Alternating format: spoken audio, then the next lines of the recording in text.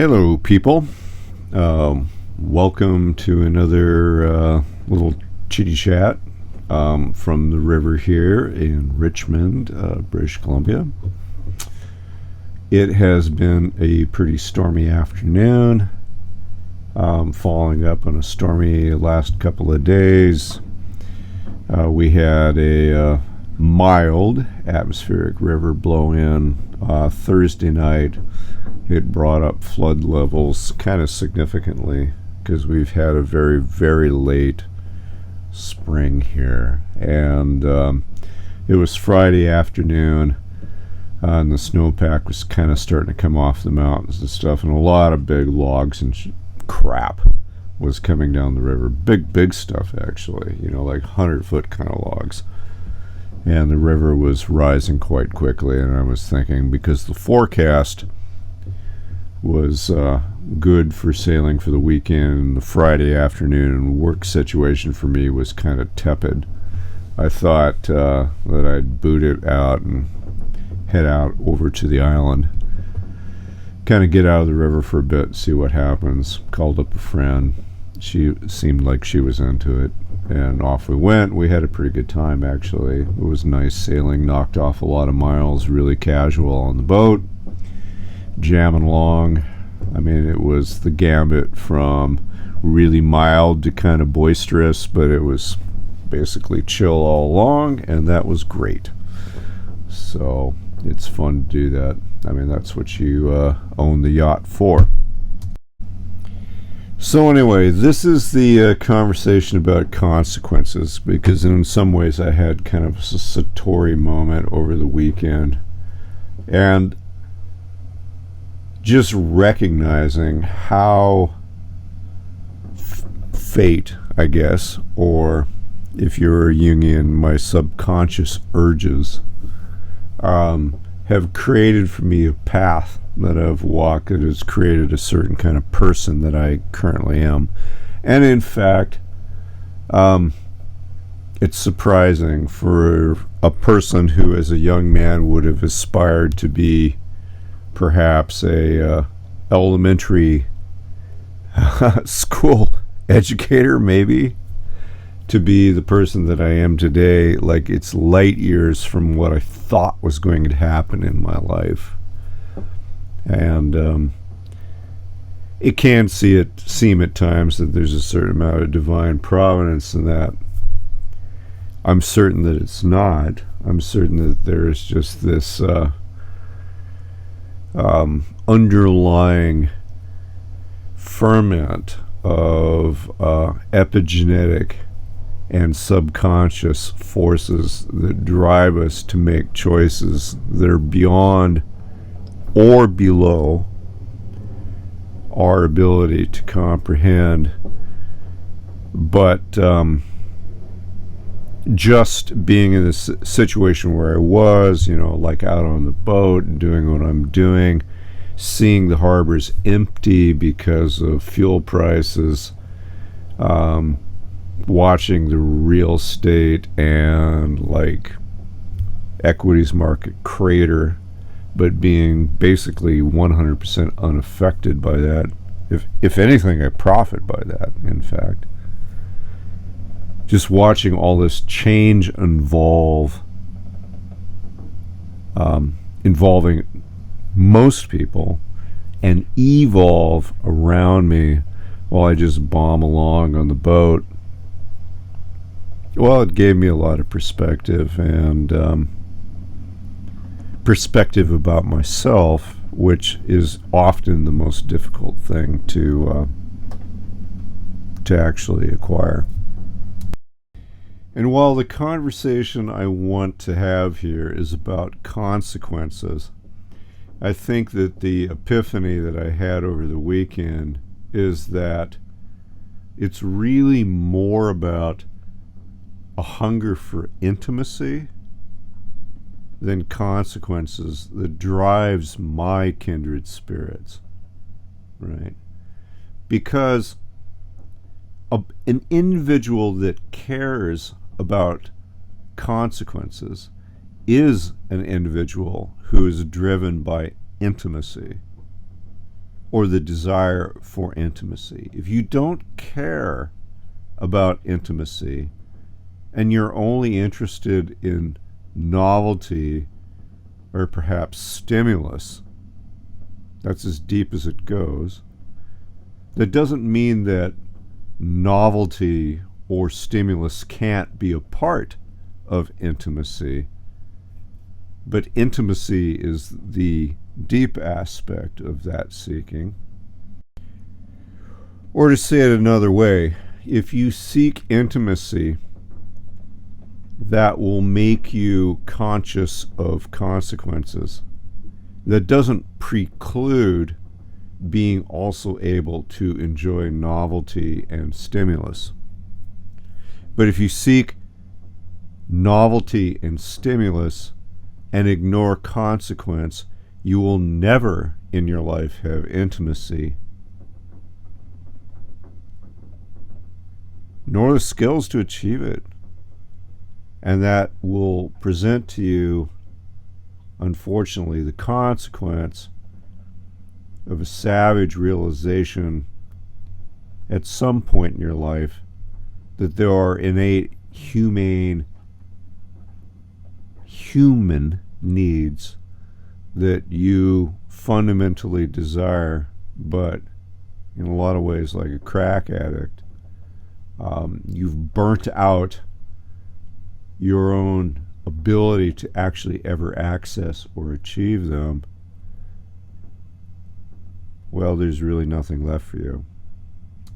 And unfortunately, at this moment, at the final systemic collapse of late-stage capitalism in the technocratic control state that we inhabit, a lot of people are going to wake up to the fact that they don't really have very much to hold in reality.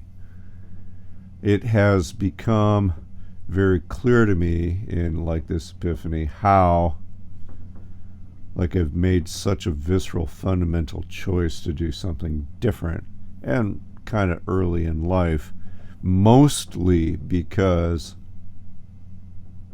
of the fact that I was a young, very sensitive man at one point in time who very much desired intimacy, perhaps beyond all else. And I don't just necessarily mean that in partners, but with all of life. That was a crippling kind of affliction, a crippling kind of burden to carry in the culture that we inhabit. I was faced with a very stark choice of either crushing, weeding out, numbing, or pithing, I guess, those personal tendencies, or rejecting the trajectories that society allowed me to entertain and try to engineer a life for myself whereby I could somehow semi-functionally maintain the better and more elegant parts of my nature without too much compromise, keep them alive, keep that loving, life-loving aspect alive. Well, anyway, that's what I've done. And I have to say, as I kind of reemerge from hibernation and my social scene expands again after the wake of the pandemic, right? Because like my social scene has been pretty quiet for the last year or so. How much it becomes so conspicuous that the values and choices that I have made deliberately and without regret have made me a person who is so fundamentally in opposition to the choices that most of the people I meet are making.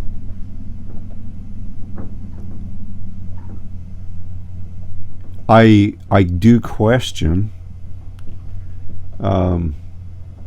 in spite of the fact that a lot of them are right asses and they are making choices that destroy life itself in a idiotic, insane, in fact, set of strategies to try to find novelty and stimulus. I do believe that a lot of them do actually desire intimacy. It's just that they've never had it, never done it, and never done the work that's necessary to achieve it. It's a huge commitment, really, to try to live in that raw, visceral state of the I-thou, where relationship with all or other is omnipresent. It takes a lot of strength, actually. And when you're in the world of other people who don't do it, it's a very painful experience. It's tough to navigate all that. Everybody has to figure out their own recipe.